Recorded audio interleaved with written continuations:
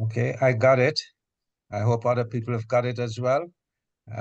Welcome to our September's regular Sunday Zoom meeting for new people.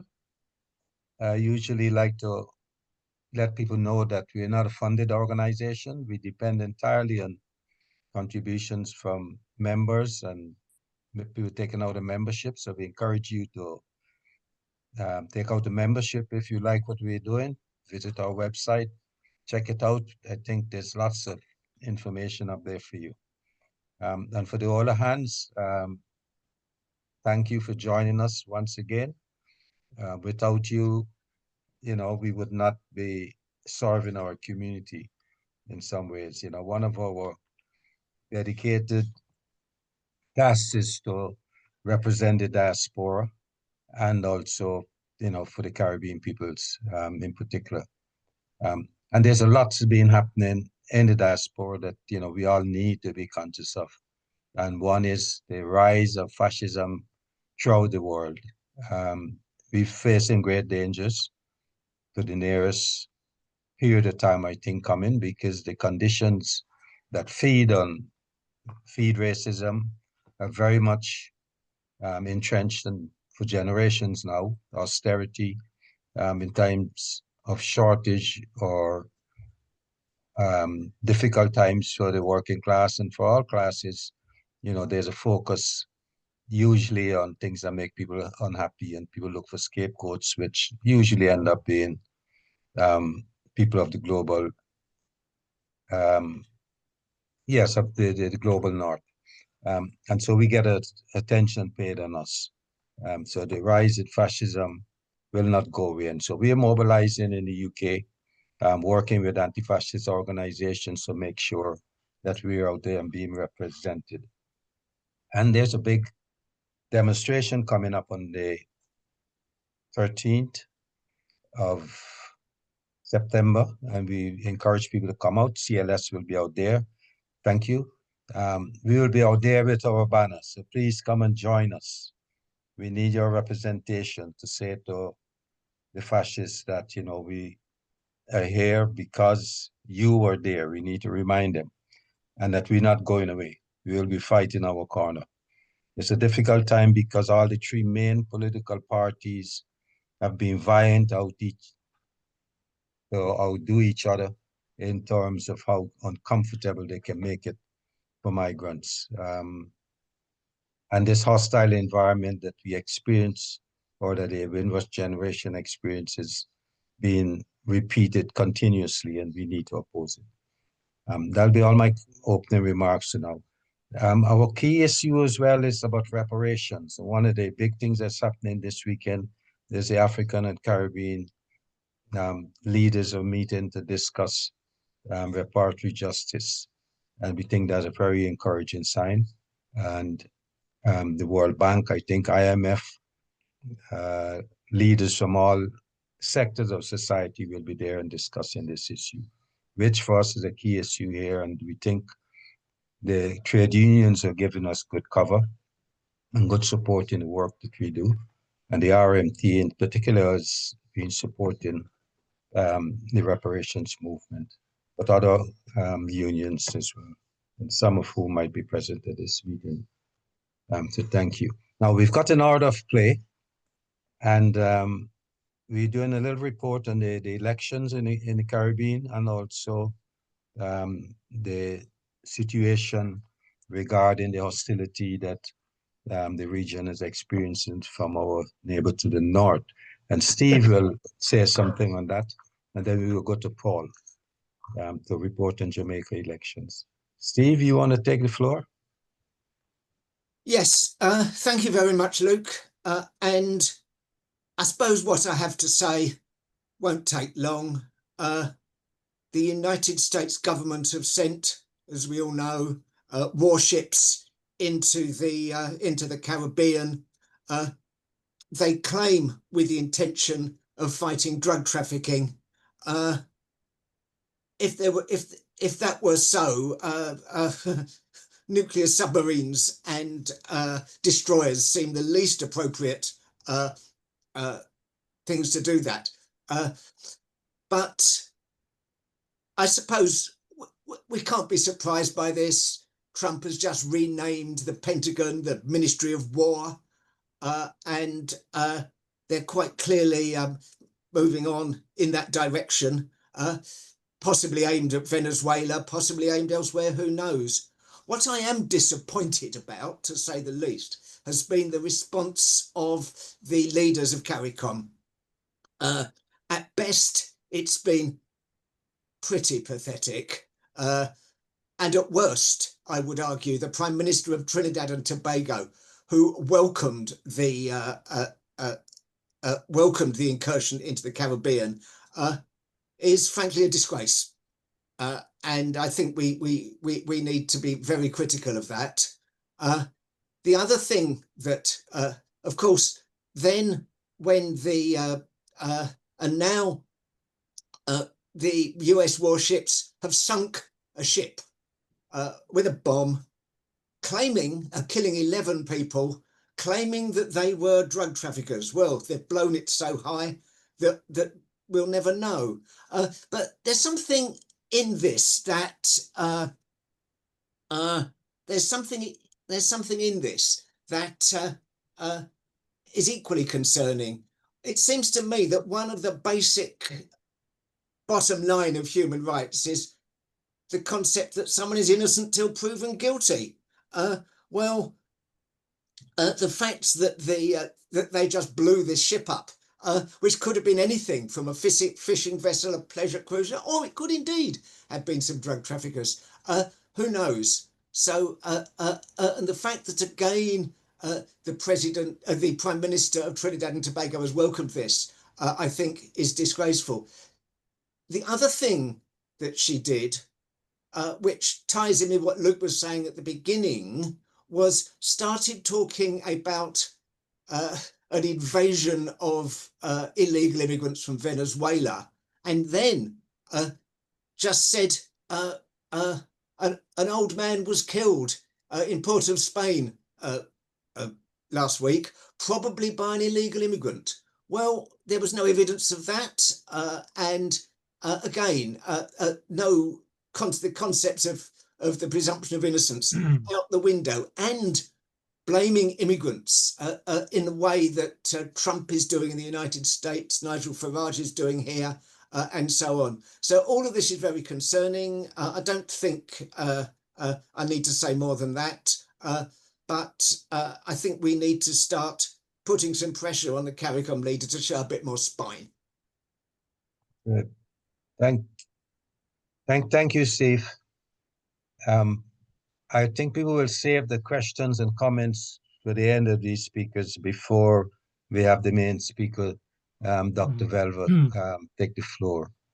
And yes, you know, what we're experiencing almost is the way in which the UN has been undermined. We're now experiencing a lawless society. There's seem to be no reference being played to international law in any of the actions that some countries are taking. It seems as though they abide by the rule of the jungle, you know, the strong will do as they please. And so we're in a great danger in this period of time, as Steve pointed out. Okay, Paul, if you want to take the floor. Yes, thank you. Yeah, Steve, thank you very much for that, because you've actually spoken about a lot of what I wanted to say. The election in Jamaica, 5 years, took place last week, Wednesday. The party that was in power has retained power, but what I really wanted to emphasize is really what Steve has just spoken about. And during the campaign, neither party made any reference to what's going on in the Caribbean or even in Gaza, despite a lot of us trying to get them to make some comment. For those who have access to the Jamaican Daily Gleaner newspaper, there's two very good articles regarding the Caribbean situation in there today, one being the leader article. Part of the problem is that Andrew Holness, the Prime Minister in Jamaica, is actually currently the chair of CARICOM. I'm not sure, even if he did not have an election on his hands, whether he would have said anything much. but because the Jamaica Labour Party that he's part of tends to be more pro-American than the opposition party, as it were. But I suppose that might be his excuse, but nothing has been said, despite the things that Steve has just outlined. The outrageous comments by the Trinidad Prime Minister and the sinking of that vessel. It's very worrying, because if anybody who's alleged to be a drug dealer, drug trafficker, can be shot down like that, it could happen in Jamaica, as actually some of those articles today in the newspaper actually said. But just quickly, try and be very quick. The election result in Jamaica last week, 63 members in the lower house. The Jamaica Labour Party with Andrew Holness actually it now has 34 seats. They lost 15. The opposition party now has 29, up from 14. It was very unbalanced. The last election 4 or 5 years ago, the opposition party, PNP, was very divided as regards leadership. So a lot of its members didn't vote. So now we have a more balanced parliament, which should help to some extent. As I was saying at the beginning, I'm not convinced that the big issues were on people's minds. We had a 2 or 3 week party, really a carnival in Jamaica, with the streets filled up with people getting free T-shirts, free rides in a car procession, and free food, and very little discussion of actually anything serious in terms of politics.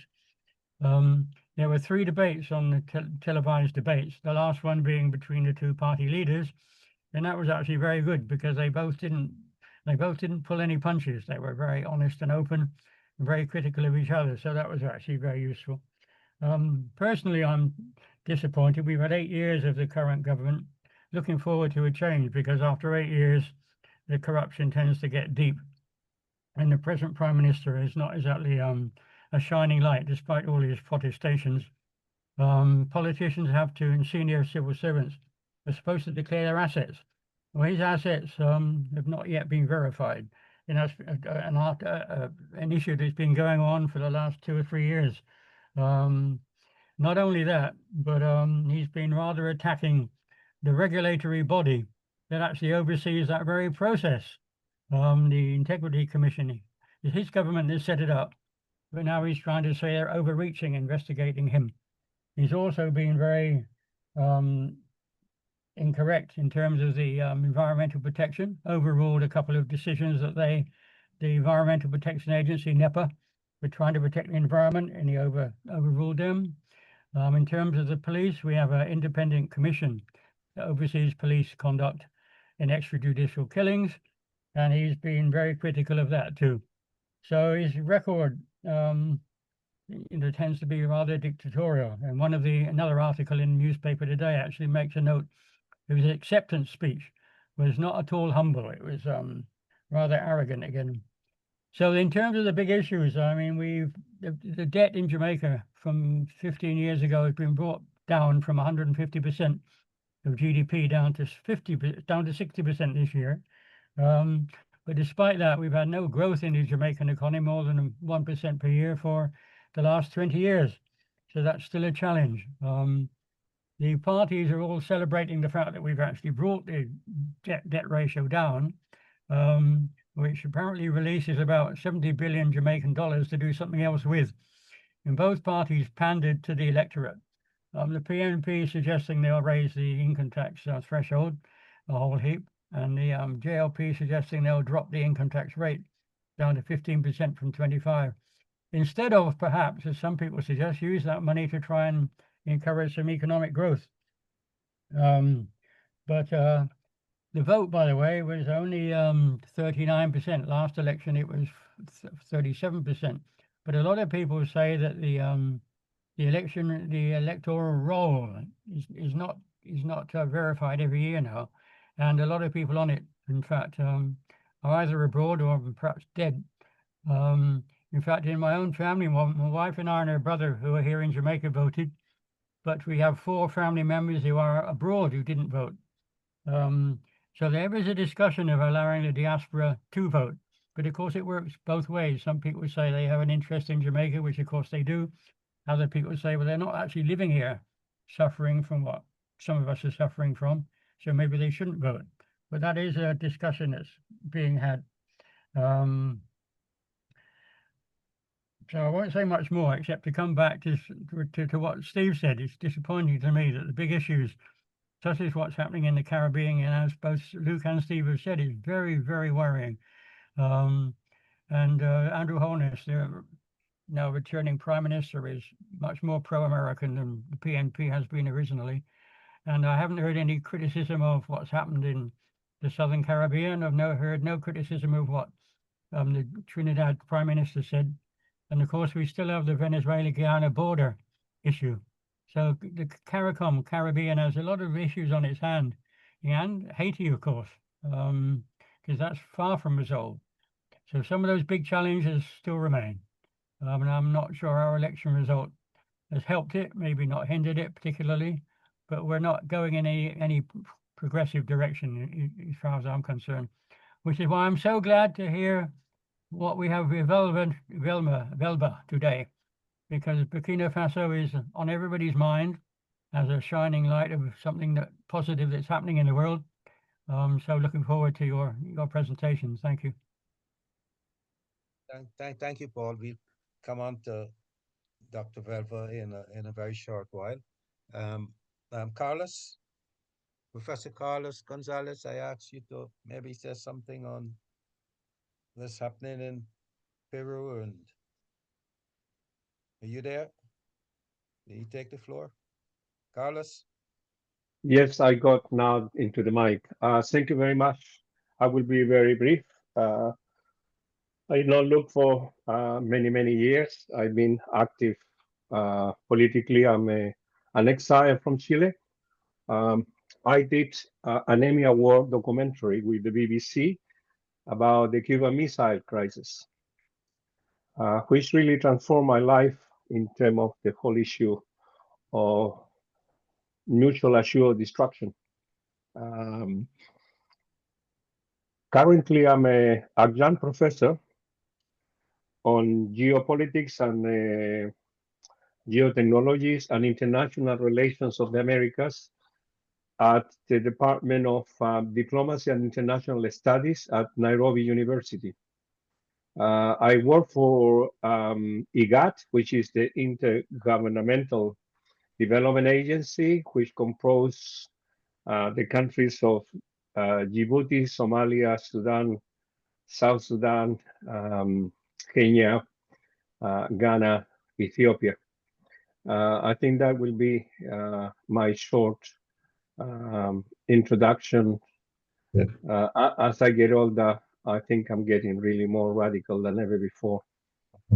And I think you had a hand in drafting a constitution recently. In Chile, yes, I did. I was an advisor, a consultant, and a coach for members of the of representing the social movements. I wasn't really working with the official political parties.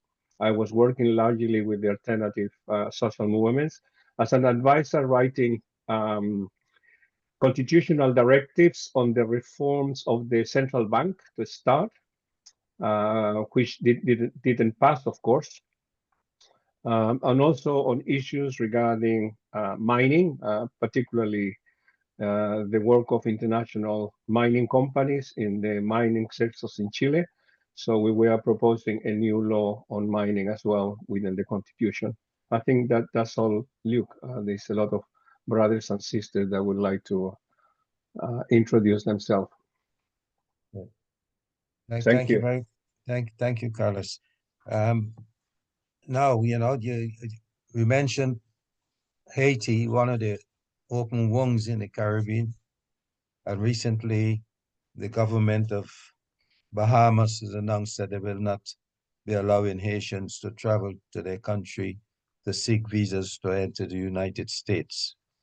Now, the Haitians, I don't have to remind people, the first successful slave revolution in the world, have really suffered at the hands of the US and the Western powers for many generations. And we see the US trying to organize a new force to go into Haiti. They can't just enter as they've formerly done in the past. 19 times, I think, invaded Haiti over a period of time. This time they're trying to get cover with the UN, from the UN to enter. When it suits them, they go to the UN. And when they're pleased to act unilaterally, they ignore the UN and completely undermine it. It's just another disgraceful act in terms of Haiti. And, we need to, as Caribbean peoples, be stepping up to keep fighting for peace and justice in Haiti. It's one of our issues that we'll return to before the end of the year, hopefully. Okay, we'll move on to, we should also get a report later on from Nigel Westmus, if he's able to join us, about the Guyana elections. Just to say, we've had our elections. I'm from Guyana. We just had our elections recently. And Paul, some people, we actually had overseas voting for some period of time until we discovered that, many dead people were voting, and donkeys and all kinds of stables and all kinds of stuff. So that was an idea that did not stay around for a long time. So I'm not surprised that people would not want to have, these overseas votes. It's just open to rigging. I know that with the Guyana elections, as I discussed with another friend that, it's not surprisingly that once again we hear rumors of rigged elections. Hopefully we'll hear from Nigel before the end of this meeting. So without further ado, we'll turn to our main speaker, Dr. Velva Boles of Alexandria, Louisiana, USA, a medical doctor with a PhD in health sciences.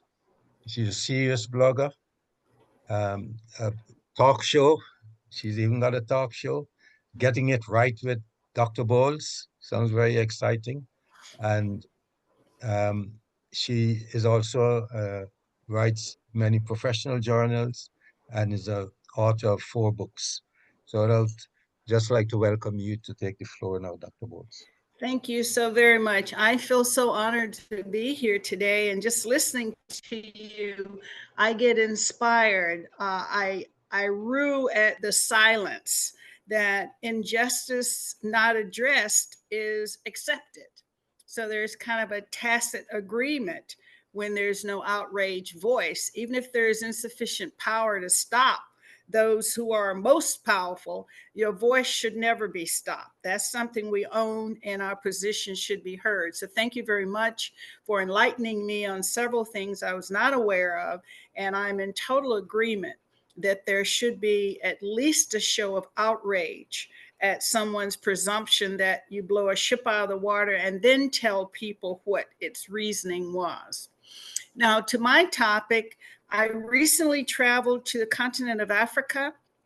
My incentive, just to tell you, I have been following some of the developments that's going on in Burkina Faso. I have persons who send information, and I received the video that said that President Traore was investing $11.5 million in building a manufacturing plant for value added of the cashew apple. Many people don't know that the cashew nut, which is a very big cash crop, particularly in Europe and the US, that the apple is simply discarded. And in many cases, it had to do with colonial rule, where it was illegal to ferment the apple, it was illegal to do all kinds of things. And despite independence, that belief was carried over.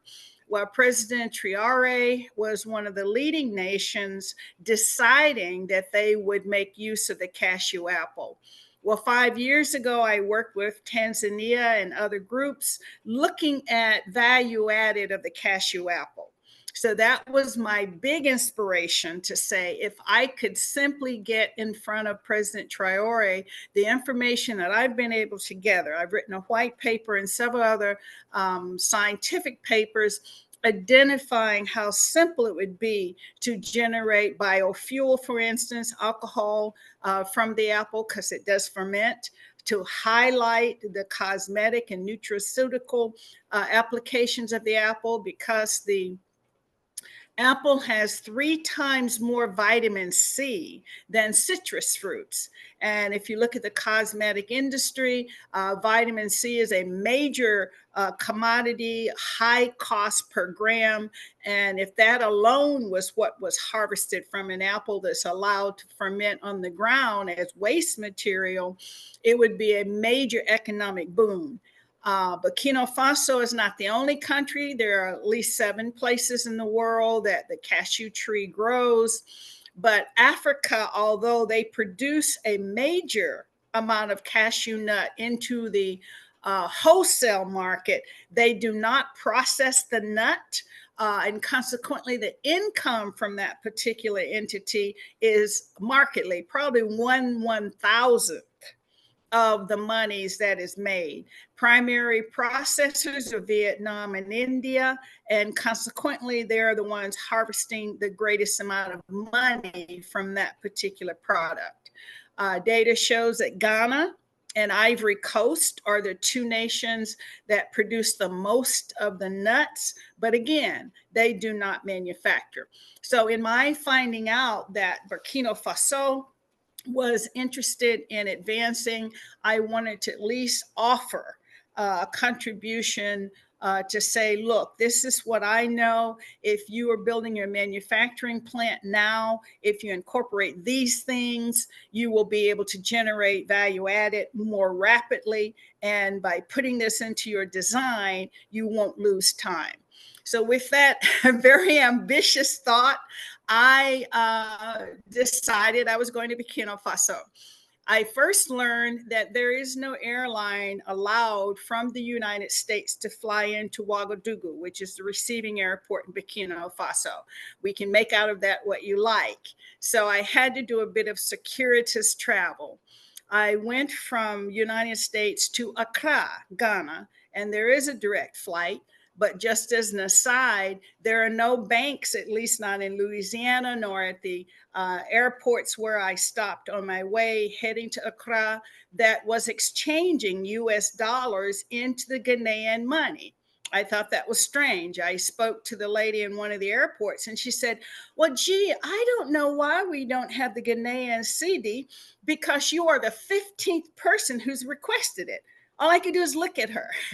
Why, if you know it's a popular request, do you not stock this exchange? So we can take that to mean whatever. When I arrived in Accra, the group that I was joining to go to Burkina Faso was not leaving for 1 week. So I took that opportunity to go to Kumasi.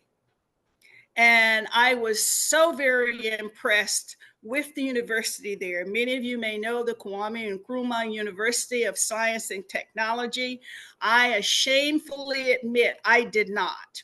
And my going there opened my eyes. I loved Kumasi. It's a lovely city. But more than that, I found out the university is 70 years old, that they were in the 1960s, one of the leading radioactivity research facilities. I was able to interact with the dean of business and the chairman of agriculture and the students in business and the art and technology group. And it was absolutely marvelous. The campus is beautiful. The young people are just sportive and fit and eager and intelligent. I was so impressed. And I do intend to return, just not having known that such an establishment exists and that it is putting forth such intellect is an embarrassment to me. And every time I talk about my trip, I keep emphasizing, you got to go and see what's in Kumasi. You must talk to the people. I interacted. They gave me the opportunity to address the graduate level business school. All those eager faces of 22-year-olds. I was in heaven. They were eager. They were intelligent. They were aggressive. And it was just a marvelous experience. So I had 5 days in Kumasi, staying at the engineering hotel, which is on campus. For those who haven't been to the campus, it is magnificent. Its layout is wonderful. All I can say is it's worth the trip. When I returned to Accra to join the group going to Burkina Faso or Ouagadougou, I did not know how austere the group was. I just knew there was a group of us going, and we did arrive at Ouagadougou. The accommodations were nice. Before I continue, I do want to make a comment. There was a real military presence. I've talked to a few people and told them in detail what I observed, and they said, well, be a little bit circumspect on being so detailed. But my comment for this group is to say, President Traore is serious, and I'm proud of that. I felt very protected. I saw his hand on everything. Our tour included going to a memorial for Thomas Sankara.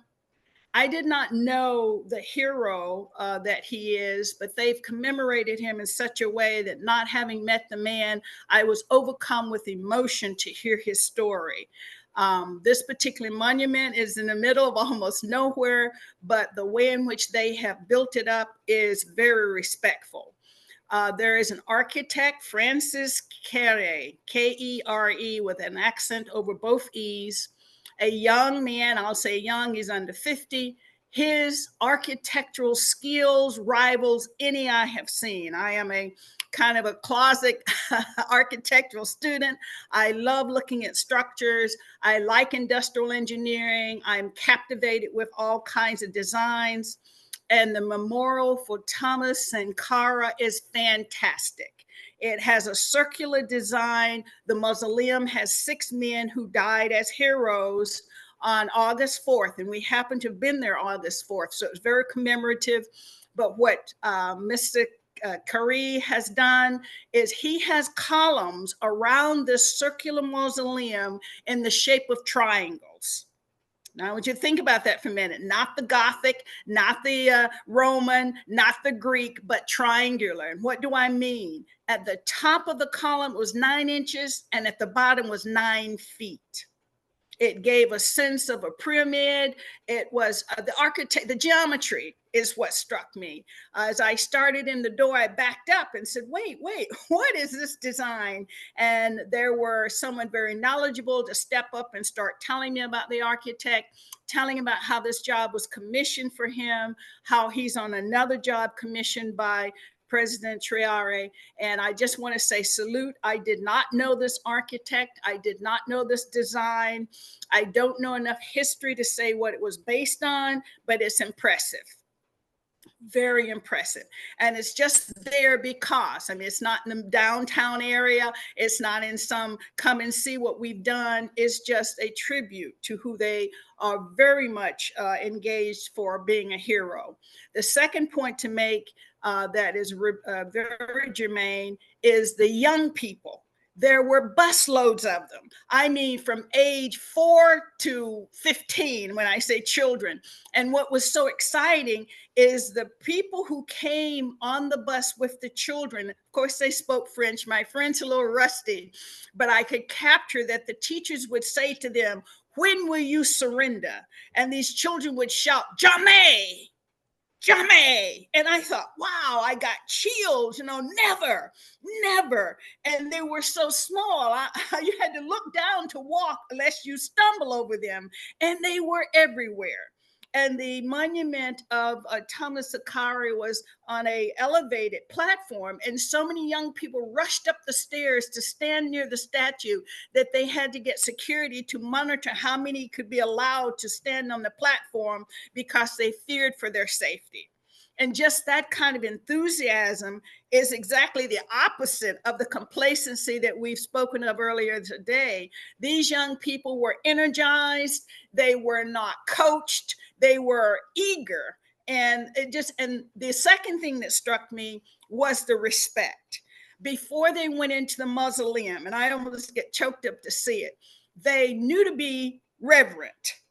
And their reverence was so apparent. You heard the laughter and the chatter. And when they got to the door at the entrance of the mausoleum, it went silent. It was impressively that went silent. I said, I don't know who's coaching them. I don't know where that's being learned, but it was emotional for me.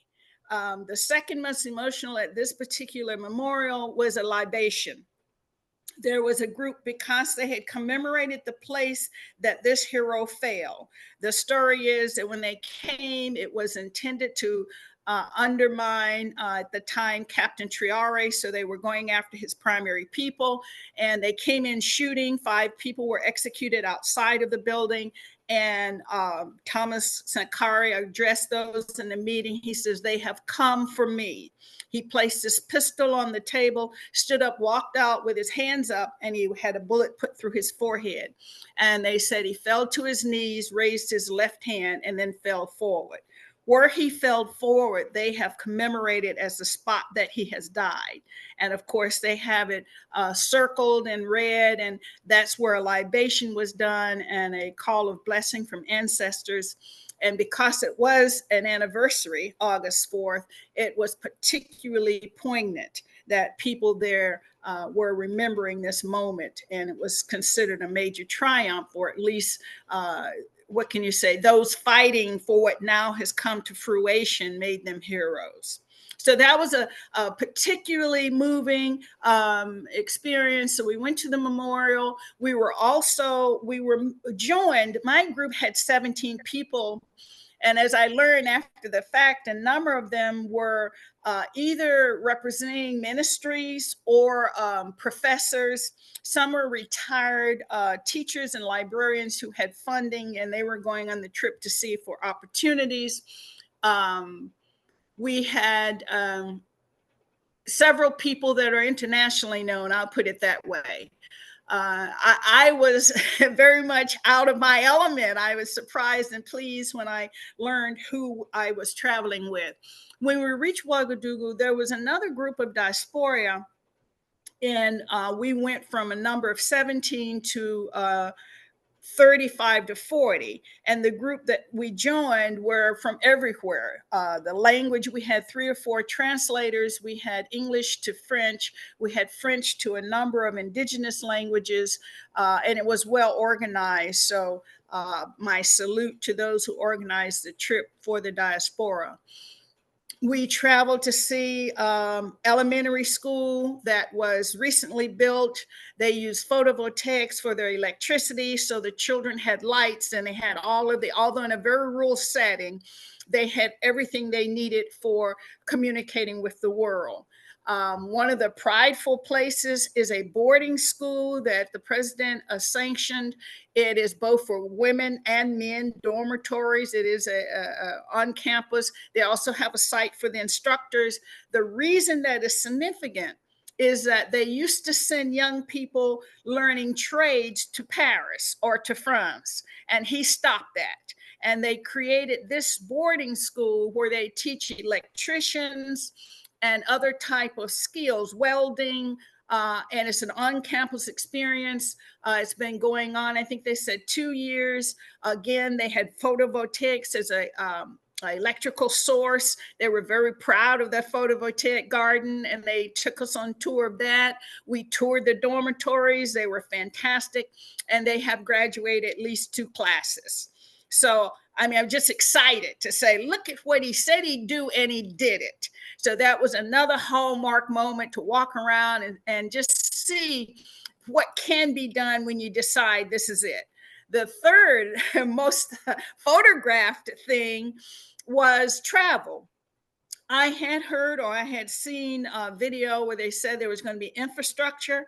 I don't know the numbers. I didn't verify them, but the numbers were high. Something like 100,000 miles of road has been put in since his office. And that sounds almost mind-boggling. They call it infrastructure. Well, I'm here to tell you, they had toll roads. And when you got on a toll road, you wouldn't know whether you're on I-10 here in the United States or I-95 from Florida, New York.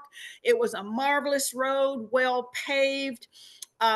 it would travel between all of the different countries. As you know, Burkina Faso is like a hub with spokes of various countries to as outlaying, because Burkina Faso is landlocked, but it has a lot of countries around.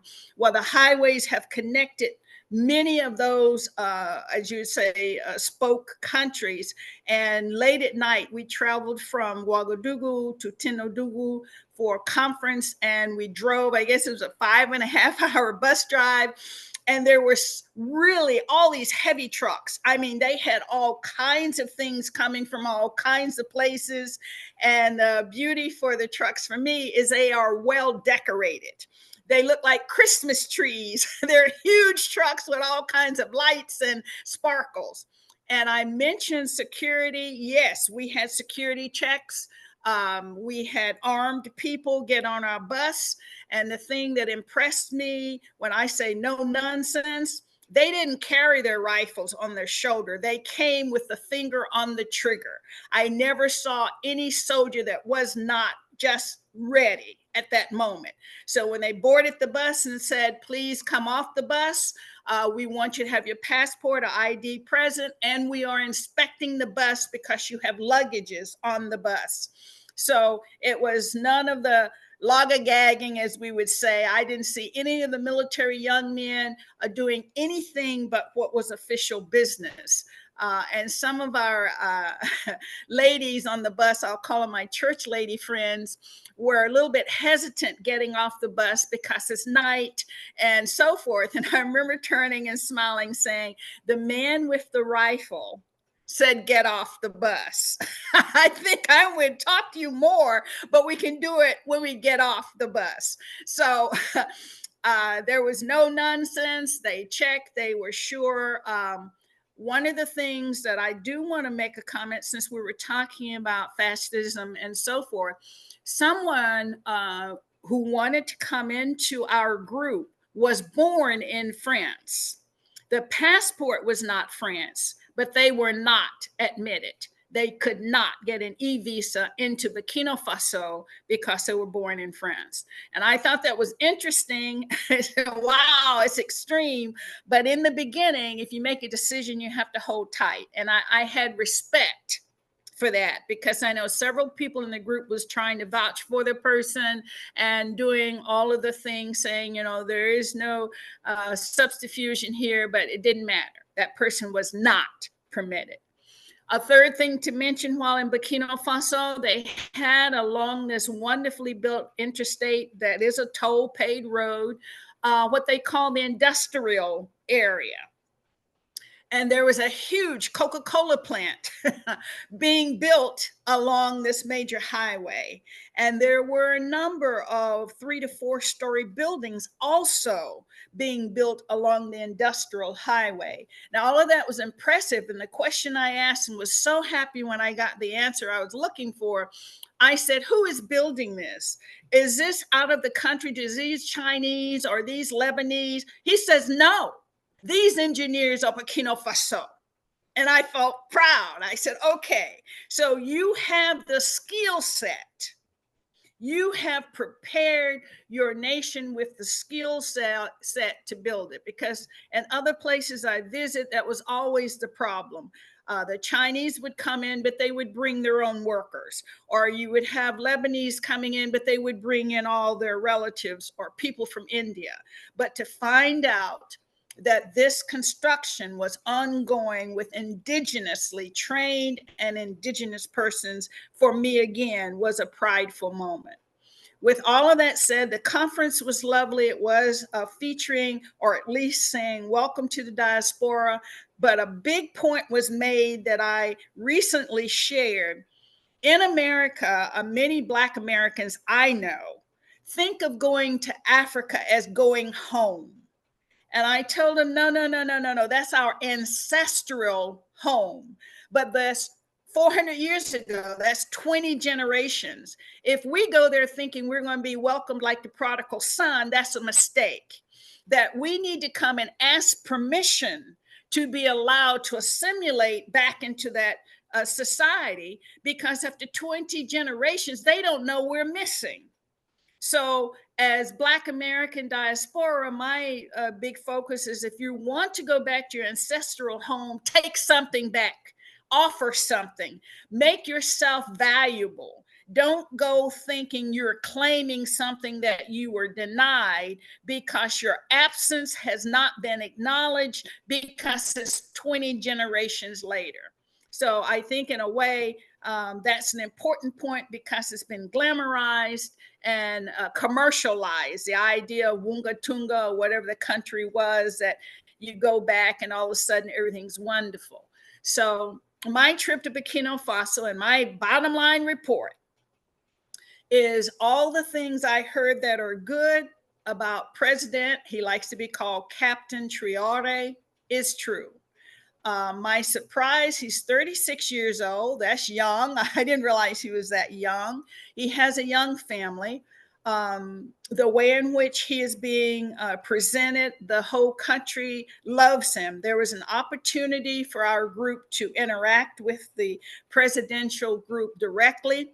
The first potential was he did a speech at an auditorium, and we were told if we could get through, they would admit us. Well, that was a big if. Because the people were so many and the security was so heavy that the bus we were on had to park roughly, I'd say, 3 miles. What is that? 6 kilometers is a good walk. And it's rainy season when I was there in August. So when the bus stopped, we were in this big red mud puddle. And some of our church ladies on the bus said, "Can we move the bus?" Well, I told them, look, I can throw away the shoes. I can donate the shoes. I can wash the shoes. I can make them into souvenirs. But this is now my moment. If I can get to stand there and be this close to the president, I will be in mud knee deep. So we trekked. It was an amazing experience because of the wave of people, the citizens, the everyday people. We were there. I could feel their body heat. I could feel their momentum. I was walking with them. I was pushing against them. When we got to certain points, we were stopped. The barricades, and as we were able to give papers or identity, they let some of us advance. And this continued for about 2.5 hours. It was an experience I don't think I'll ever have again. It was just a camaraderie, the idea, can we get close enough to see him?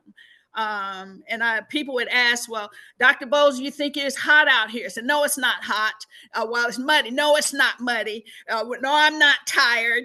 I kept telling them, all I have is now. I couldn't have done this yesterday, and I can't do it tomorrow. All I have is now. So I had, as I hope I'm sharing, a number of spiritual experiences.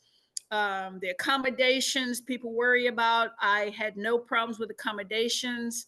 The security, I want to mention one other thing. His primary security, just to let you know the height, and just only word I know to use is love.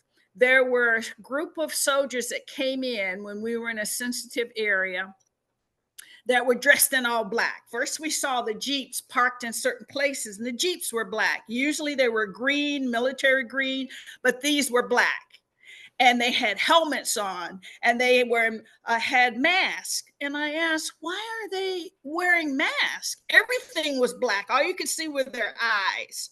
And someone said to me, these are the special security for the president, and they wear masks to protect their families. And I thought, wow, that makes sense. That if someone wanted to come at them through their family, that's already been thought through. And I said, yes, he's serious. This is no joke. So I was able to do a presentation to the operative. President Traore did send an operative to our hotel. This person was the minister of something diaspora. I was able to present to him my concept for the cashew apple and give him a booklet I'd prepared. And that's when I started to recognize who I was traveling with. There was a person who spoke about the National Seed Bank. He warned that GMO is a potential harm to any African nation, and that we should not be quick and amenable to plant the GMO crops, and we should have a national seed bank all over the continent of Africa. I thought that was wonderful. Another spokesperson presented the concept of a treasury bill or treasury note, advocating that Burkina Faso, if they set up a treasury note, then the diaspora from all over the world could contribute in the treasury note and have a sense of exactly what they were helping the country to establish and build and reinforce. So he took all of these suggestions. There were several others I'm not privy to because I wasn't particularly in their meetings, but the whole concept is we are here. We want to be supportive. We have money, and we want you to know that we are serious. And, if you want us, we want you. So that was the whole message. I have nothing but positive. My biggest hardship was learning how to say words like Ouagadougou and Tugadougou, because if you can't say the words, you can't land in the airport. Because they ask you where you're going, you better be able to say Ouagadougou. So that's my report. I really enjoyed the people. That is really a skimming of what kind of adventure I had. We stopped at some very indigenous craft shops, and I was able to, in my broken French and then with some translation, learn that the cotton grown in Burkina Faso is equal to Egyptian cotton. For those of us who are talking about linen and you spend extra money buying sheets and tablecloths, if Burkina Faso wants to come on the market. I personally got to see the strand length of their cotton fiber, and I'm here to tell you it is fine. I mean, I traveled to Jamaica. There was someone from Jamaica. Your cotton is rated also within the top 3% of the world, and it is not being commercialized to that extent. But I was able to evaluate and talk with some of the craftspeople about their cotton. So there's so many potential. That was my comment at the beginning when I spoke to someone and said, there are opportunities if we are innovative and we can get the right mindset. I think that's one of our hindrances in moving forward when we talked about lands of the sun. And I say it that way because we who are brown are coming from the lands of the sun. So with that, I'm going to say I had a wonderful trip. I enjoyed the people. I saw the fruit of President Ibrahim Traore. He's not kidding. And the people protecting him, I salute. I felt protected and moved by just their seriousness. Thank you so much. I'm sure everyone will join me in applauding your contribution. It was filled with so much information. We could go off on a tangent at any point, whether you're speaking about Thomas Sankara in Nkrumah and Ghana and the engineers and the building skills. And your enthusiasm, I think, is very catching. And it's important. It contrasts very much with what we experience in some ways. And it's no doubt that Burkina Faso has given hope to Africa, and Traore especially has as many followers. And we know that Africa is one of the youngest continents, full of so many minerals. It really does hold out and inspire so many people. And your enthusiasm for it. When is your next trip? I'm sure you've got that booked. But it's just really lovely to hear. I have been invited to join a university group in April, but I haven't decided I want to do that because, again, I think we need to go pure and not with any agenda. You know, my intent is I'd love to join you to make it happen and not just receive me because someone stole my ancestors. Yes, yes. You made that point very well in your talk as you presented. And for me, it contrasts so much with what we're experiencing here because you know, we're on our television screens watching the genocide unfolding in Gaza. And, you know, it's meant to crush our spirits for change and for fight. But they're not succeeding in that. You know, in London, we've had at least 30 major demonstrations for Palestine, you know, attended by 600,000, 300,000, you know, probably more, 900,000, you know, it's been out there. And we continue to fight. And, you know, it's making some small change, although they are entrenched opposition to ending this genocide, and the same people that are actually trying to make us hopeless, that we will just have to put up with whatever is dished out. You know, right there in America, you will experience it. Chicago about to be invaded as though it's a foreign country with the military. It's meant to crush our fighting spirit. We But see, cannot give people up. So the forget. enthusiasm that you bring here is very, very important, with the information as well. So thank you so much. In 1985, United States dropped a bomb on Philadelphia. We can't forget that. Oh, and we know, and you know, the way they're trying to terrorize the Caribbean. I see many hands up, so I won't go on for more, but I could go on for a long time. And now I'll take it Luke, in the order. I'm taking Luke, it in the order that I'm seeing it up Luke, there. can I just make one interruption? Yeah, sure. As I put in the chat, there's going to be a nationwide emergency procedure test in the UK, and apparently everyone's mobile phone will go off. So we might have to wait a minute or so at 3 o'clock, but don't be frightened. The bomb hasn't dropped. Well, at least we hope it hasn't, but that's just what's going to happen. They're conspiring to silence us. I think, but Corbin, I don't know why your hand is there. Your hand is darkened. Yes, of course. I couldn't spot it. Okay. So well done. Come in. I am so enthused at what Dr. Velva Boles has recounted. I'm not a royalist, but I will give the title Empress, Empress Velva, to what has been a fantastic presentation, which could only have covered a little. I've got several points to make, but I'll be brief. I won't hog it. This is so much like I remember Grenada during the revolution, where the spirit of those years of kidnapping and captivity was released. It was so wonderful. As I put in the chat, I feel like I should be going to Burkina Faso now. I've got my ticket ready to go. However, there is a lot that appears about Burkina Faso, especially on YouTube, which some of it seemed fantastical. You know, Captain Traore builds a new dam. Captain Traore has just there goes the alarm. If you just pause for a minute, Rabina. All right, it's done. You can continue.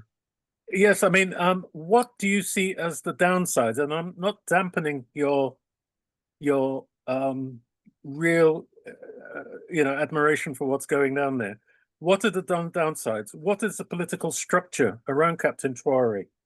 And should we, white and black, have a very romantic view of Burkina Faso, or should we take a more measured, realistic view, or will that harm our perception and appreciation of what's happening? Thank you. Yeah, I think that's an excellent question. And the minister who came to the hotel, he's an operative that was appointed by the president. His comment made some of the people sit back in their chair. One of the reasons that I was so emphasizing that we need to come offering services and not be expecting to come home claiming, he made a comment about who they were working with. It's a group that was from Libya who had built some townhouses. And the way in which they had worked it out is they were renting the property, not allowing them to own the property. And someone in the group spoke out saying that, well, you work with groups that are non-African or at them, because in America, the concept of Pan-Africanism is to the exclusion of anyone who is not of Black descent. And so he looked at the person speaking and said, I have interacted with this group before, and I have trust for them. And it resonated through the room that it's not a matter of skin color when you're talking on an international level and you're coming from the position. So to answer your question, I don't think that we should be idealizing what we're seeing, that it should be done in a very rational, my contribution when I was talking was economic. If someone else is going for some other reason, it should be just that open. I don't think that we can close our eyes and throw out our arms and feel like it's a warm embrace. I am sure if I were to look at Burkina Faso through another prism, through another lens, there may be things that I could not mention or did not mention in this presentation. So no, I am not mystified. I am not of the opinion that all is well and is as it should be. I can report that for the limited amount of time and the limited exposure I received, it was all inspirational. Thank you. Thank you. The next, can you hear me? Kwabena, can you hear me? Yes, yes. Okay, I've lost most of my pictures. I'm just seeing you at the moment. I don't know what's happening with my computer here. But I had the next questionnaire was up there. I saw Laura. Laura, you Yes, coming with Laura. the question? Please. Dr. Velva, that was quite extraordinary. And actually it reminds me a lot of Cuba also in terms of the infectiousness and the wanting to be of use to your country of young people. But I'm going to go off piste, as they were, for a moment and ask you as a medical person whether you have you live in Louisiana? Is that what I heard you say? So what is Louisiana doing about Robert Kennedy, if any? I'm sorry to go off topic, but I'm dying to ask another American how they feel. I live in London, so it's very different. I'm chuckling because I was on the Carl Nelson show last Thursday, and many questions came. What do you think of Robert Kennedy? My position is this. I did medical school in 1985, and the MD PhD program, University of Pittsburgh, had my thesis, original classic pathology, was hepatocellular carcinoma. Why am I telling you that? The person who created the humanized mice, that's what we call them, was Anthony Fauci. So I'm saying that to say he is a colleague of mine. He was a young professor in NIH, and the program he was heading was, guess what? Gain of function. So part of my research were done with animals that had the genetic makeup of a human liver, so I could look at potentiation of hepatocellular carcinoma. I tell you that because Robert Kennedy, in my opinion, when he jumped ship and went over to Trump's administration before the election, I was shocked because his family is generally thought of as not very conservative, that there were Democrats, blah, blah, blah. My position with Robert Kennedy is some of what he's saying is completely nonsense. However, that he is causing a shakeup pleases me very much, because I think CDC, WHO, and NIH failed the American people as far as COVID-19 is concerned. They knowingly allowed Pfizer, Moderna, and J&J to push a non-conventional inoculum as a vaccine, because by definition, they were not vaccines. They were laboratory synthesized messenger RNA. And here we are 5 years later, realizing what they said could not happen. Reverse translation did occur. mothers are making spike protein and babies are drinking in breast milk. Autopsies are showing spike protein in people's liver. So we know reverse translation happened. So how I stand shoulder to shoulder with Robert Kennedy is because he is causing a shakeup. He is saying, do not blindly walk behind CDC or the WHO or the American Medical Association. And I think that that part is strong and good.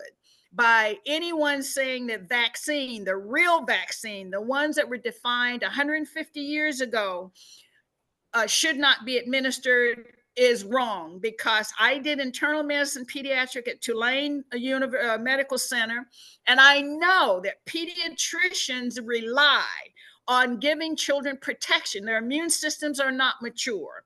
So vaccines to children are life-saving, and it prevents morbidities. So I am not in favor of any broad stroke decisions that are motivated politically or whatever other thing. I think that we need to be thinking individuals, but I am grateful that Robert Kennedy is causing people to look at what once was considered institutions that were infallible. Yeah, thank you so much for that response. We've got another question up for you, and it's from Joseph. And Joseph, if you take the floor, but before you do, I should thank you publicly for introducing Dr. Boles to us. Please, with your question. Yes, I not so much a question, but I just want to contextualize today's activity. And by the way, thank you, Dr. Boles, as always. You've always not let us down. Anyway, today happens to be the 60th anniversary of Ghana's independence, if I'm not mistaken. 60th anniversary. This is also the 21st anniversary of Hurricane Ivan in Grenada. And two is the birthday of my late mother, who would have been 95 today. So in the context of that, and also today, the African, in spite of what we may think about them and CARICOM, there was that gathering in Addis Ababa. So it seems to be prophetic or very profound that all these things are happening on, that things like this is happening on that day. So I want to just put that in the context. But Dr. Boles, in terms of your experience in Burkina Faso, what you think could be done to help our people in the diaspora and also on the continent? Because sometimes I gather a lot of ignorance from different people in different parts of the continent. What do you think need to be done and done urgently so that we're not scattered in our thinking or approach to Burkina Faso? I hope that question is clear enough. Thank you. Well, part of the problem, if you're talking American, Black Americans are very influenced by what they see on television. And I know that AI, there's been a number of artificial bulletins put together on YouTube commemorating things going on in Burkina Faso that really is not going on. All I can say is we as a people need to be circumspect, that everything we hear is not true. And if you have a question, investigate. I found out, and this is sort of a pet peeve of mine, I was approached recently by some groups at Johns Hopkins who wanted me to review some AI that they're now making mandatory for all medical students in their first year must do some AI stuff. And what they wanted me to look at is if there were some microaggressions. Now that should make everybody ears perk, because that by definition is built-in prejudices. And if it's in the AI, then that means you ask a question and the skew will come according to the programming. And if you are young and you're not well seasoned, you may not see that they are directing you in one path or the other. So for those of us who have an opportunity to look at the beta programs from AI, I caution, please take that opportunity, or if you have a chance to sample something, because I have been led by the Google AI into the wrong direction. that it will assume I'm talking about one thing when I'm using vernacular or slang that would be referencing something else. So my comment to you, Mr. Antoine, is we need to be more circumspect. We cannot just adopt it because you heard it on TV or saw it on YouTube. Yeah. Thank you so much for that response. Yes, the AI is very annoying to me. Now, we've got the next question up with Stephen Howard. Stephen, you want to come in with a question? Greetings. Thank you, Mr. Chair. A standing round of ovation to the Dr. Bowles. Dr. Bowles, since AI was mentioned, and I'm just going to get to my question, I just want to underscore what you were saying about being cautious. I and two other colleagues had gotten this corporation together. And what I did was laid out 8 bullet points of the objectives that we were going to achieve in a computer build and repair program. And when I sent it through for a presentation, and I shared it with my instructor, the response was, wait a minute. Seems like somebody stole your ideas, because I'm listening to this interview and they're talking about everything that you've been talking about. I said that was my production. He said, but wait, I'm hearing a male voice and a female voice, and they are interacting as though they are on TV conducting an interview. I said that comes from 8 bullet points which I put in. So that's the sophistication of AI. Now, as far as Captain Traore is concerned, the fact, what I'm hearing is he, excuse me, took some of the billions that he's been able to get from the 1,000 pounds of gold that's being refined in Burkina Faso. And part of those proceeds went into purchasing 2,000 tractors. I believe 1,000 is being used for construction, infrastructure. And the other 1,000 has been assigned to farmers. And whatever is produced, he now has facilities to process and package those farm produce, which could be sold locally or to the surrounding communities, like in the Sahel group. Just working on that. And I'm glad that you confirmed that he has actually done all this road paving, because from he's taken tires that are nothing but pollutants, chopping them up and combining that with some Japanese road infrastructure to build these roads, which, because of the rubber, they are flexible, so they are able to withstand all of the heavier trucks that will be going back and forth. But my question to you, Dr. Boles, is this.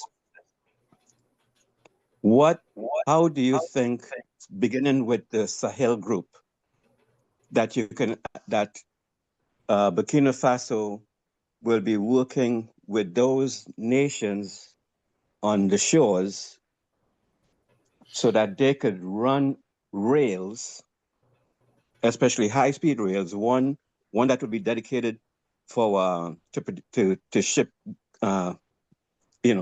whatever materials for import export, and at the same time have high-speed rails for commuters, beginning with connecting the Sahel group and the nations like Ghana that are on the coast. Is there any talk like that you've heard while you were there? Thank you, Dr. Boles. I'm excited. If you're watching, I'm bobbing over here. I saw the tractors. They had fields where they showed the heavy equipment that were made available to the farmers. When I talked about, they took us on a trip, the industrial highway. To one side, they had shelters that showed the tractors that were accessible by the farmers. I mentioned to you that they had heavy construction. I mean, they're going up in the air. 4, 5-story buildings were in construction and huge cranes were in place. These were operative while I was there. I saw it. As far as the intention for highway or infrastructure, the highways as it is now, it connects major countries. I know Niger is connected. They told me the 7 countries that were like wheel spokes, with Burkina Faso being in the center. And they have targeted through their infrastructure design a wagon wheel type format. I don't know the status of each one of the bridging, if you like, but that ideology that you described is in place. The issues, of course, is language, because French is spoken here, English here, Portuguese or something else, Belgium is something else. So the language barrier is a question mark when it comes to building between the countries, but they do have a ministry that's actually addressing communication. I was really excited about that. But to answer your question, the infrastructure design for highways is based on the Western wheel, the spoke, with Burkina Faso being the hub, and the outlying communications are going to those nations. So that's in place, at least conceptually. And the heavy equipment you described, I saw. They have the cranes, they have the tractors, and they are being used. So that much I can attest to as a witness. Thank you, Dr. Boles. Thank you for that. The next question up, we've got Dr. DJ. Professor, is that a professor I know? I've not, Take the floor. I haven't reached that status as yet. I'm just a humble doctor. It's DJ Dr. P. Yeah. Okay. Yeah. Thank you, Chair. I just want to thank firstly Joseph Antoine over in Grenada for inviting me to this Zoom today. Much appreciated, Joseph. It's been fantastic so far. And Dr. Boles, a wonderful, amazing account you've given of your was that your Virgin voyage out to Burkina Faso? Yes. And I planted a tree. I didn't mention that. That was one of my highlights. They took us to a preserve, and I got to put my hand in the soil, and I put a tree in the ground, and I told her to grow straight and strong. I have roots in Burkina Faso. You do indeed. Beautiful, beautiful. Okay, well, I love your whole vibration, your enthusiasm. It's what I've heard today so far has been fantastic. And I'd like to invite you onto my radio show tomorrow if you've got time or if you're available, so we can have a bit more of an in-depth discussion regards your trip to Burkina Faso. So I did post a message in the chat earlier. I'm not sure if you received it, but well, I don't know how often you meet. I'm at a conference tomorrow. In fact, at 6 a.m. tomorrow, I'm driving to a nearby town for a very exciting conference that has to do with rural Louisiana. But may I have a rain check and we talk about another subsequent time? That'd be great. That'd be great. I mean, I've just really loved your presentation. It's fantastic. So yeah, thank you very much. That was all. Thank you. Thank you. We've also got a question in the text, in a text question. It's from Tweed. We'll take that one in a moment, but before that, we'll come to Dr. Liz Enobong. Can you take the floor with your question? Greetings, family. I'm traveling at the moment. Hi. Our queen, our empress, sister, thank you so much for that wonderful experience, sharing your experience, Sister Velva. There's one point I'd like to sort of take issue with, and another point I'd like to agree with, if that's okay with you. And sorry, Liz, sorry, Liz, we're losing you. We just seen the top of your head and the top of your car. I think I'll... Hello, sister? Right, that's a little bit better. We got to see half of your face now. We're doing all right. That's good. Thank you. That's even better. Thanks, Liz. There we go. See my face. Thank you, brother. Sister Velva, welcome back. Got there before me, so fantastic. I have got very big reservations about military regimes. I'm half Nigerian, half Barbadian, and I'm a result of a family that got stuck in Nigeria during the Biafran War and became a refugee because of it. So it has sort of like emotive experiences for me. But so I don't like to see anybody walking with a gun anywhere, even in the streets of London. The streets of London. Listen to the Americans when you said, "How do you travel with? How do the cops not have guns?" Well, now they've got guns now. But anyway, so you mentioned about the health system and the impact that Kennedy is having on the. Sorry, Dr. Enabong, we're not hearing you very well. I can't hear you very well, Dr. Enabong. Can't see you either properly. Okay. Velva, can you hear me, Sister Velva? I do.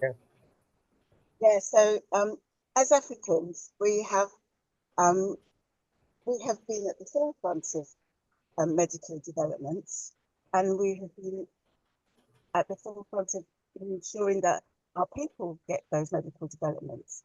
And it feels to me that there's this, and I say white supremacists, but we can say whatever we like in terms of what's behind it. The teams that are behind Trump and the far right that are saying we need to be wary of the WHO and CDC, etc. And the same here are the anti-vax groups of people who are feeding into our African-led churches in the UK and America. And on the continent of Africa, I think they must be laughing at us because we fought so hard and worked so hard to get these medical developments, to get the medical. My father was working for WHO as a vaccine specialist for all of his life. And I think it's ridiculous that we are even at the stage where we're questioning that use. But I think it's because we are the more healthy side of the diaspora that we can afford to question these things. But on the second point, I agree entirely with your something that young people or people from the diaspora should not be packing their bags and saying, right, I'm off to Africa, let's go and set up a home there. They'll be waiting for us. No bills don't pass. They'll be waiting for us. Some round the corner from you, Bubble. Yeah, so they'll be waiting for us because they won't be. We've been sent by our ancestors to the diaspora, to the Europe, America, the Caribbean, to bring something back. They're not our first ancestors, but the subsequent ancestors. We've been given a task to bring something back, and we cannot come back empty-handed, as you quite rightly said.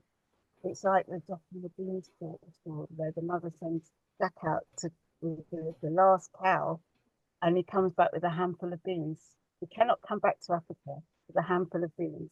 We have to come back humbly and as you quite rightly, have something to add to and share. But solidarity, sister, and I'm really interested in what's happening in the continent, but I'd rather it wasn't a military process. Thank you, Liz. I hope quickly, just to comment. Thank you so much, Liz. I hope you were able to pick up some question out of that. Dr. Boles.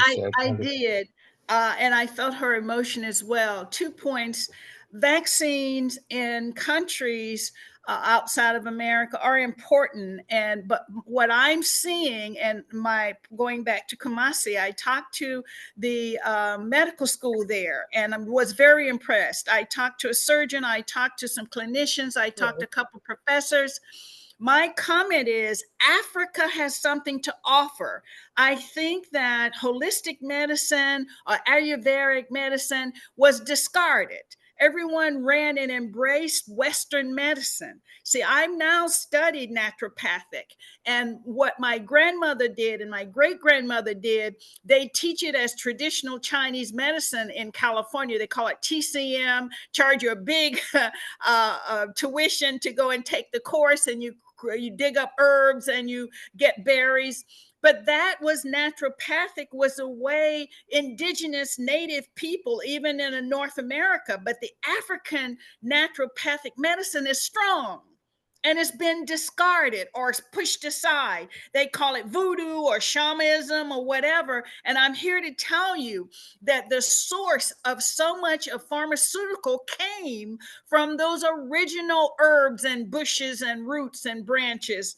And part of the white paper I did on cashew apple tells the medicinal uses of the leaves and the branches and the bark and the roots.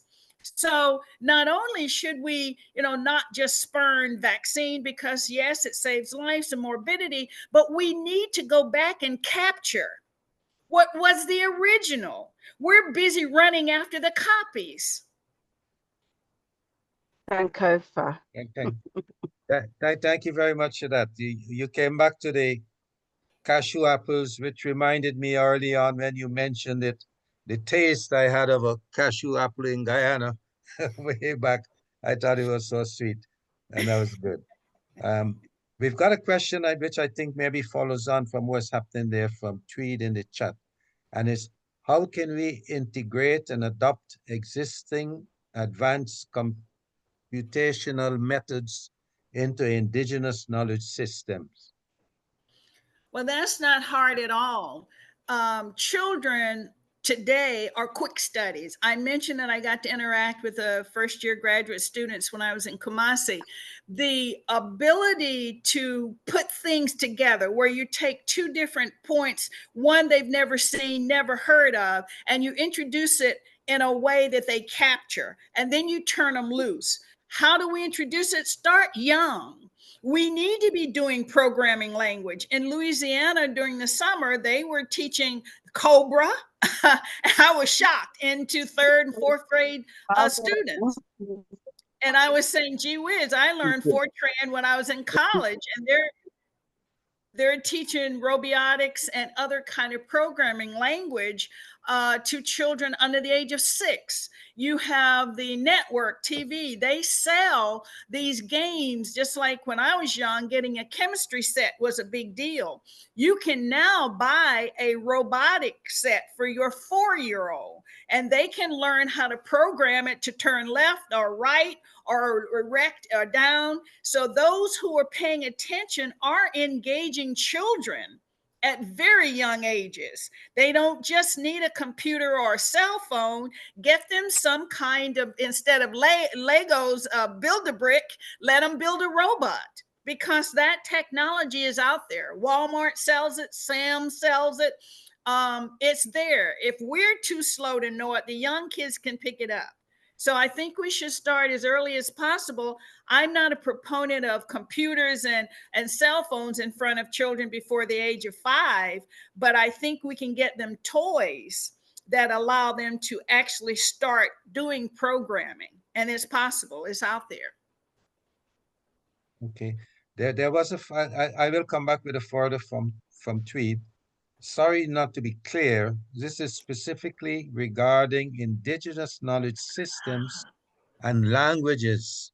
The epistemology is lacking in current systems. But you see, that assessment has sort of a negative connotation. Indigenous people, well, let me back up. When we say communicate, we have adopted the idea that you have to use language.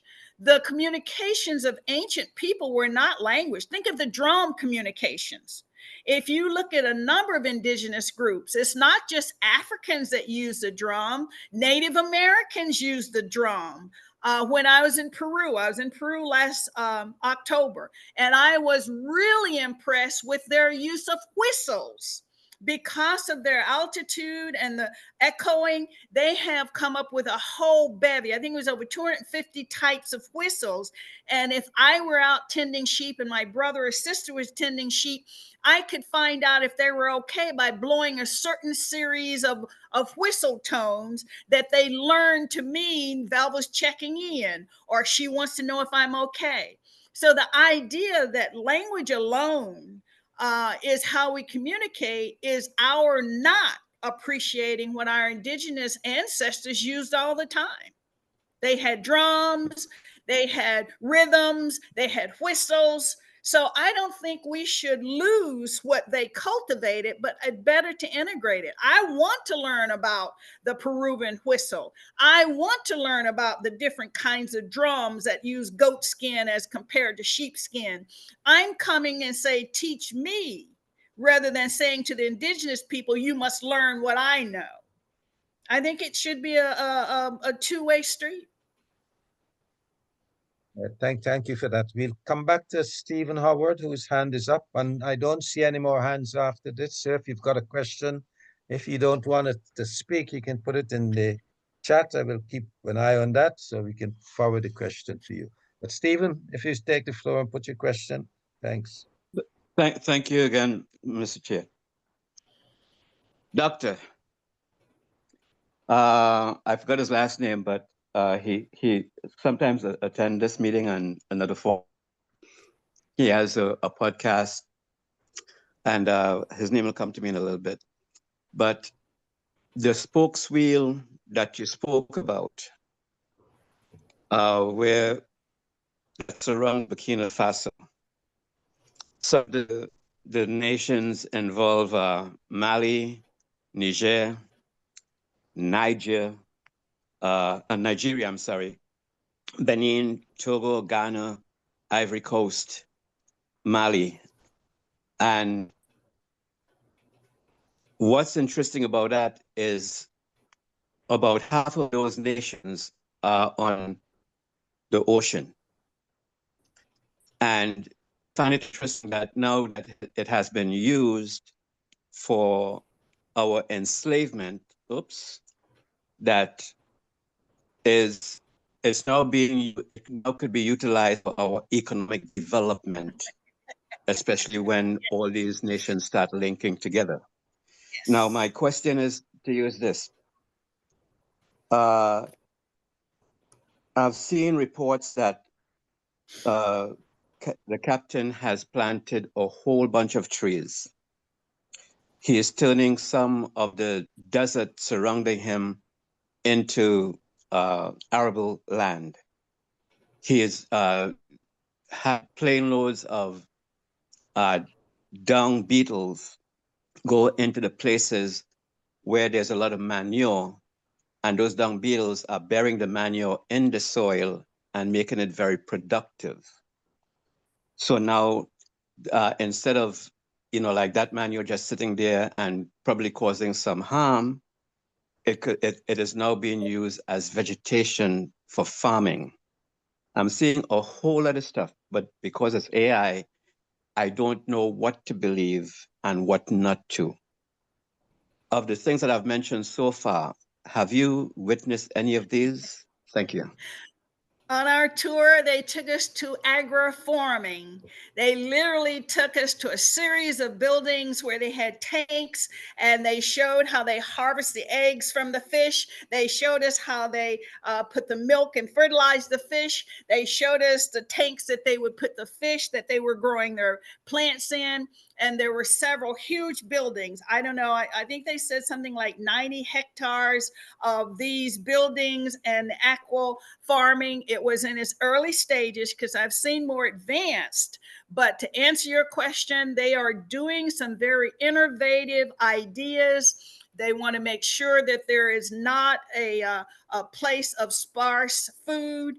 Your comment about the primary farming where they dig these half-moon ditches and that catches water. And there was a number of those what they call them primary agricultural sites. And they do start with putting the trees in the center. And of course, the idea is that the roots anchor the ground, and then the water will have vegetation growing around it. That has been done in some of the sub-Sahara areas with great success. Of course, it's too early to see it, but certainly the innovation is in place. Thank you. Thank you. Appreciate that. Yeah. We've got two questions in the chat, which I'll put to you together. And one is asking whether you are able to offer advice and referrals for first-time visitors to Burkina Faso. And the other one is, have you got a message for the youth in different parts of Africa, not fortunate enough to live in Burkina Faso, as to what advice you would give them about staying on the continent? If you're going to Burkina Faso, they have a wonderfully easy e-visa. I think it'll cost you $100, but you do it all online. They send it back to you with email, and I printed mine out. I didn't try to resize it or anything. I had 8.5 by 11 and presented it very easy, very prompt, within 7 days. The Ghanaian visa, where you may, if you're flying, I don't know where you're flying from, but if you're leaving US, you have to fly into somewhere other than Ouagadougou, because no airline flies in. But if it's a first-time visit, Ouagadougou is a nice city. It's not as metropolitan as Accra, but the people are very nice. The hotel accommodations were nice. The foods, I took it slow. You want to eat things you recognize first and then branch out. I like jollof rice, which is like in Louisiana, it's kind of like a rice we have, jambalaya. So I tried that first. It was delicious. And just be careful with your stomach or gastro. Always drink bottled water. You may want to bring some kind of a ionizing powder that can keep your electrolytes up, because you do a lot of sweating when you first get there, because the climate is so different from most of, especially US areas. Second question about the young people. They are so beautiful. I mean, it sounds funny, but when I look at them with shining faces and bright and eyes are sparkling, I have worked so often with people who had kind of lackluster, and I felt like I had to motivate them. This was one of the few times when the energy of the class inspired me. And I think most of you can see I have high energy anyway. But when I was in their presence, I was atomized. My rockets were going off. We were firing on all points. I had some of them laughing and some of them raising their hands. And it was like, I was the Energizer Bunny, I guess. Because when I turned left, I had somebody that was smiling at me and eyes all bright. And I had to answer a question. And then I turned back and then it had another one. So my comment for the young people, I think all that is necessary is already there. They don't have to be in Burkina Faso. Who I met, let me give some high points that I picked up when I was in Ghana. Whenever a young person finishes a basic bachelor's degree, they have to give a year of national service. I think that's wonderful. That's my first outlet or inlet to the system. When I was at the hotel, I saw these very beautiful young women at the front desk and these strapping young men who were all under 25. And I asked them, why, you're working here? They said, oh, we're doing our national service. And that was my key to the door. I said, oh, so the professors at the university? And they said, well, we just graduated. And it's like, oh, well, can you take me? So just to close out on how enthusiastic they were, of course, there's no money. I think it's $64 American a semester to go to college. So America, you have nothing on Ghana. They don't have student loans and student debts when they finish. So talking to one of the more enterprising young men who graduated from business, I said, I want to meet the dean of business. Can you do that? He says, I am not on his level. I said, that's okay. Tell him that Dr. Boles wants to meet him. Well, I don't have a name. No one knows Dr. Boles, but he was bold enough to initiate. So he comes to me the next morning. He says, I don't have any transportation. They walk everywhere. The campus is beautiful. It's huge. And he says, can you ride a bike? And I thought, well, yeah, as a girl, I learned to ride a bike.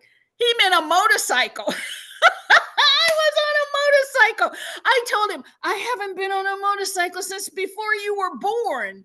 But he toured me initially on campus by motorcycle and introduced me to the dean. And thank goodness he had an air-conditioned vehicle and he took over for the rest of the day. So I met other people through his introduction. But my answer is, they don't have to be in Burkina Faso. The fertile ground is everywhere I went. Thank you so much for that. There's many messages in the chat, just really enthusing about your enthusiasm for Africa and your experience down there, and they're inspired and encouraged and want to go and do things in Kenya and other places. So thank you for being here. And yes, sorry, Pravina. Sorry, Joseph. I think I don't know if it's a new. I'm seeing his hand. I'm not ignoring it. I'm just okay. Yeah, he's had a go, so I'm just having him come back now. Joseph? Yes, I think thank you so much, Doctor, for all your sharing. I mean, no one would leave here feeling unsatisfied. But I couldn't allow you to leave without asking a question in relation to U.S. or American-Caribbean relation, particularly Afro-Caribbean, I mean Afro-American versus Caribbean. I'm bearing in mind the majority of the Caribbean people are Afro people. It seems as though there's a gulf between the Caribbean people and the folks in America. What do you think we can do? Maybe similar to the question I asked you the first time in relation to Burkina Faso. What do you think we can do to really bring home the message that we are in the same boat and we're facing the same enemy, if you might want, for want of a better word, same enemy? What would you say? So how would you speak to that?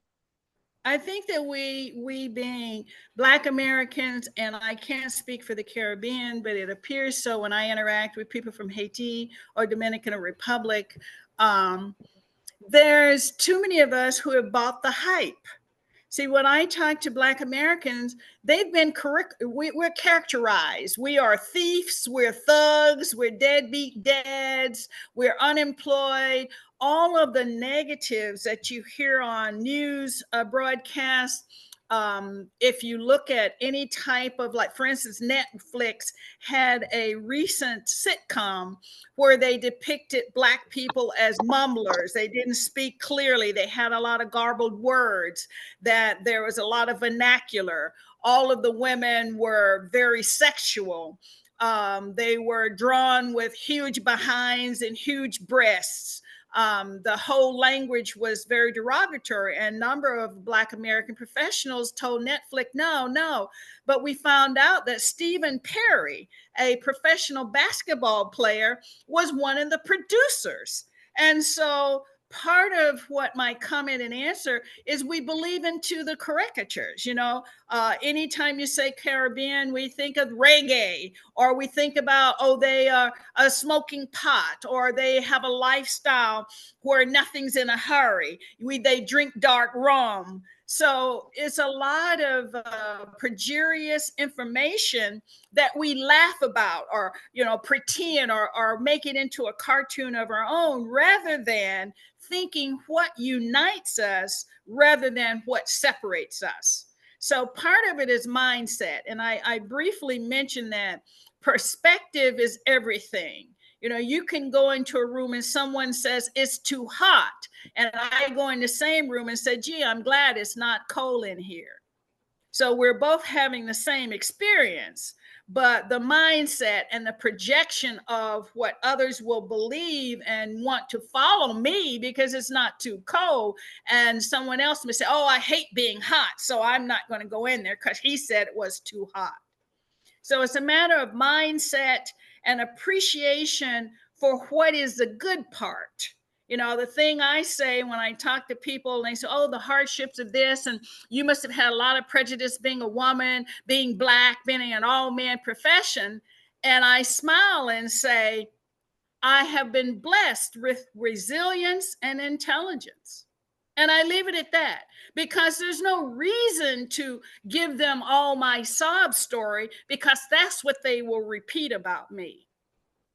I want to give them the story I want to hear when they talk about me. They don't have an empathy. You know, I'll go to a priest or to a counselor or to a best friend if I want to commiserate.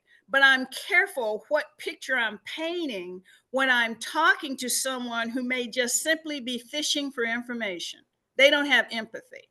So we need to be careful about believing the caricatures, and definitely be careful about repeating them. Thank you very much for that. That brings me to the question of reparations again, which we mentioned earlier on, the big conference that's happening in Addis Ababa at the moment. And certainly for us here in the UK, we are linking the way in which racism is entrenched in this country as a result of the enslavement of Africans and the false propaganda and stereotypes created for us over time. And how do we begin to educate the masses really about it? And this is for white and Black, because we also think that the internalized racism is one of the factors involved in how we continue to downpress ourselves in many ways. So I wonder how the reparations movement, how you view it in America and in the diaspora, Europe on reparations and how that's going. Two of the demands we are very focused on is the apology and actually paying reparations for enslavement of Africans. I mentioned earlier that on Thursday I was on Carl Nelson's show, and I came behind a speaker, Dr. LaRoche, and she was talking about the sadness of Black Americans not going after our slave story, that we don't do archaeological finds, we don't try to understand how they communicated. And she talked about the hanging of a rug on this clothesline was communication, that how you put a quilt on a chair on the front porch was communications, and so forth. And that's what we came back to when we were talking about indigenous languages, that we need to appreciate what we are and what we have. In her presentation, she talked about a book that was called Addicted to White. And in this book, a writer has identified why there are loyalists to those who are our oppressors. And just like the Lynch syndrome and other types of papers that were put out during the 200 or so years ago, telling plantation owners how to incite Black people against themselves and how to get what we would call snitches, or those who would make sure that if I were planning something, everybody knew it before it happened. That mentality, that tendency is still there. And if you go into a clinical, I put my hat on for medicine, we all want to identify with the winner. You know, we don't want to identify with the loser. That's natural tendency. You put children in a room and you show something, they can watch it on TV and they'll identify with the winner. That's just an innate tendency of survival. And with that, the mindset of who's making the money, who's making the decisions, that's where our loyalties lay. So to answer your question, it's not as simple. Some call it slave mentality. They have all kinds of derogatory terms. But what we have to show is that being Black can be successful, that being an African descendant doesn't mean you are oppressed or foolish or backwards. And that's what I meant by mindset. If I make an appearance and someone wants to focus on my hardship, and my purpose is not to do that, I don't let them lead me down that road. So to answer your question, it really starts with our being able to look at the situation and find something positive, or at least find a stepping stone. You know, if I'm not happy in my situation, I'm going to talk about my next situation. Thank you. There's two more questions and we will finish at that. Our time is fast running out, and I think people are already engaged with what you're presenting here. We've got Dr. Maybe I should, yes, we have Dr. DJ Dr. P. Will you come in with your question? Then Paul Ward will be the final question, and we will just make some announcements towards the end. So thank you. Dr. Sure. DJ. Yeah, great. Thank you, Chair. Dr. Boles, talking about Africans in America, what are your thoughts on ADOS, the African Descendants of Slaves, and also the FBA, as spearheaded, that's Foundational Black Americans, as spearheaded by Tariq Nasheed? What are your thoughts on these groups in relation to unity within the African diaspora? How do you view them? Well, I was asked to be keynote speaker at the Sophie Davis Biotechnical Institute in New York City. I don't know if you're familiar with it, but that is a 6-year MD program. You go in right after high school, you get 2 years of undergraduate, and then they do clinicals. And why do I mention it? They wanted me to come because the primary Black student in the program is usually a Nigerian descendant. Ever since, I think, 1968, when the United States allowed Africans to immigrate to the U.S., because I didn't know if you knew there was an embargo of people of color getting an immigration status. Well, in 1968, they were allowed to immigrate. So there are truly Afro-Americans in America. They have a homeland back in Kenya, in Nigeria, and so forth. There is a definite schism or space between the slave descendant and the truly national Africa American. I have integrated well, I interacted well with a number of Nigerian, particularly the Igbo, some Hausa, some Yoruba, so I'm most familiar with Nigerian. And I can tell you, there is an attitude. I can't explain the attitude, but it's absolutely an attitude. There is a sense of the African national who is an immigrant can laud the fact that they can go home, that they have a tribal root, that they own land. And that's lauded over the the slave descendant the same way that the aristocrats did it, same way that the European did it. So yeah, there's a schism. I even have an Igbo name from a group that honorarily call me Chineri. So yeah, I can cross the line because I don't hold the micro prejudices, and I look to find what is of interest in every group. I can even cook fufu, believe it or not. A real one, not just a cream of wheat.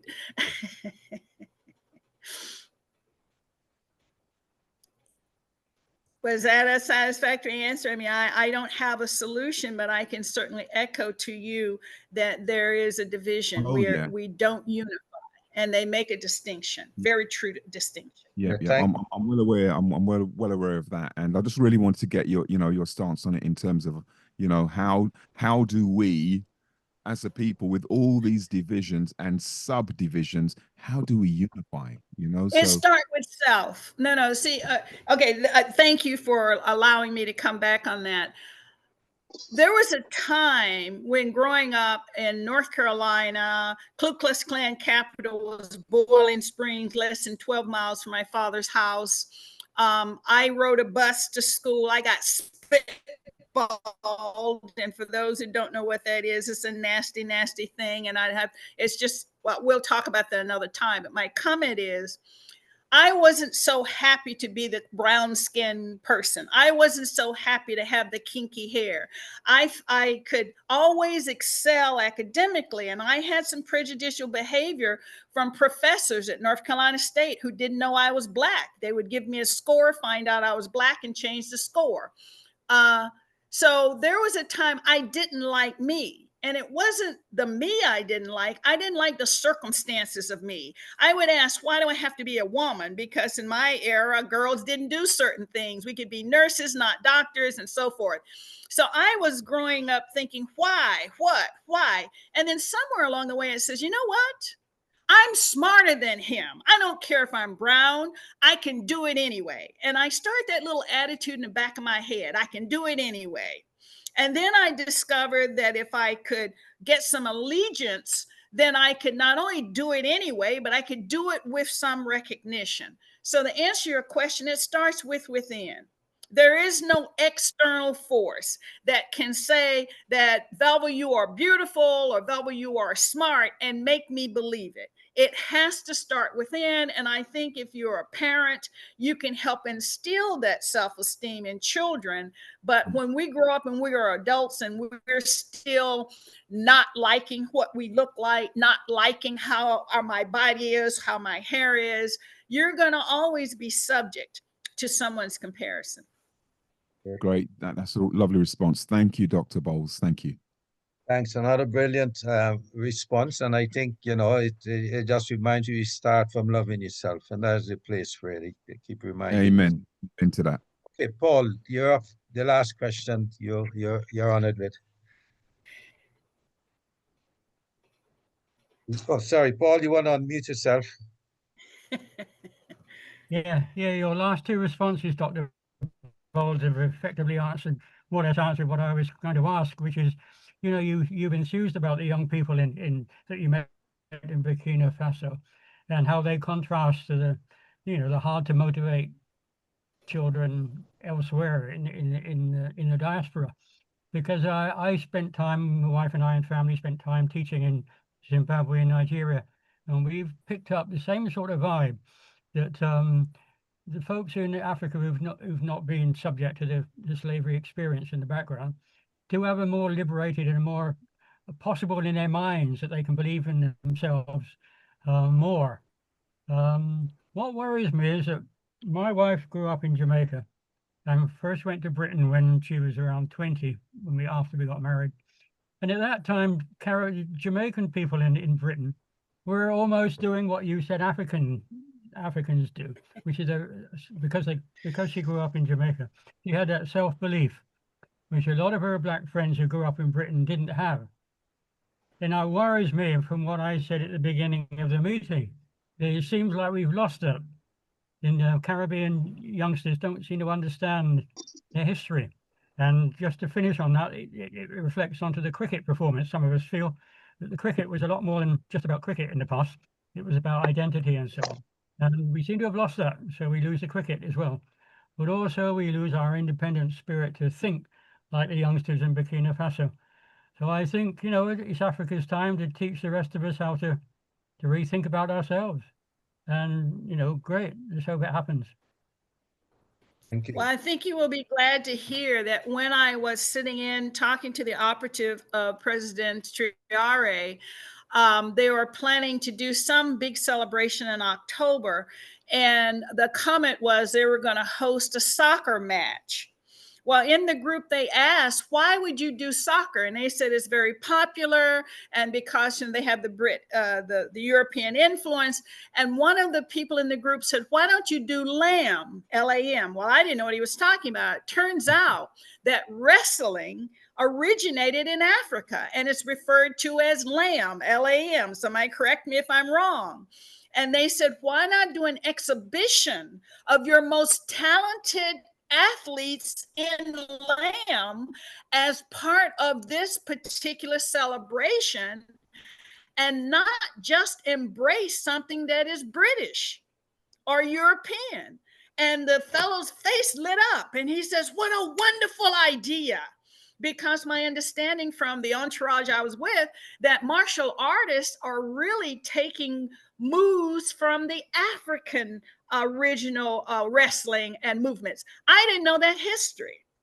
So that's the kind of thing to build pride, to not just embrace what is popular because it's European or it's US. Look within yourself and elevate that. I mean, just in that minor little conversation, I got a big open-eyed history saying, what are you talking about? And then one of the person said, I would challenge any of the Korean, Japanese, Chinese martial artists to, and he called the name I didn't remember or know how to pronounce, but it's historically African wrestling moves. Thank you. Thank you. Great. Thank you. I think I can ask people now to join me in thanking Dr. Boles for such a wonderful presentation and response to all the questions there. We've gone way over time, and there are a few more hands going up, which I will have to ignore at this point because it's gone past the time that our Zoom will exist for. So thank you very much. It was very inspiring. I think your honesty and your openness and your joyfulness has certainly captivated many people on this platform today. We're trying to lift people in some ways politically by coming out on the demonstration on the 13th. It's an anti-fascist demonstration. We need to see more Black people on those demonstrations, and we're encouraging people to come out and join the CLS banner, which we will have on display. It's in Russell Square for those who are in London or near London and can attend that demonstration. I did as well. Sorry, Joseph, I've really got to close there now. And, no, just went down the Sahel, the anniversary on the 16th. I want to remind people on that the first anniversary of the Association of the Sahel States on the 16th. Right. Yeah, please put it in the chat there for us. Yeah, so we will, I did mention early on that there was Guyana elections. I was hoping Nigel would join us, Nigel Westmus would join us before the end of the meeting. I don't think he's appeared on the show. So all that's left to say really is that the incumbent, the party that was in power has won the elections. Claim they've won the elections. It's being challenged by the opposition. And I'm not sure where it's going at this point, but it's being challenged and perhaps in court as well, as some people have claimed that it's been a rigged election. So thank you all for joining us, and we look forward to seeing you at the next meeting, which is the first Sunday in October. So we look forward to seeing you then. You will get the notice. Dr. Boles, thanks again a million for joining us and for contributing so strongly for this session. You've disappeared from my screen. Oh, there you are. We need part two. We need part two. So thanks. It's my pleasure. Thank you, everyone, for your attention and your warm embrace. I feel it. Thank you so much. Thank you again. Bye-bye. Bye, everyone. Thank you. Blessings.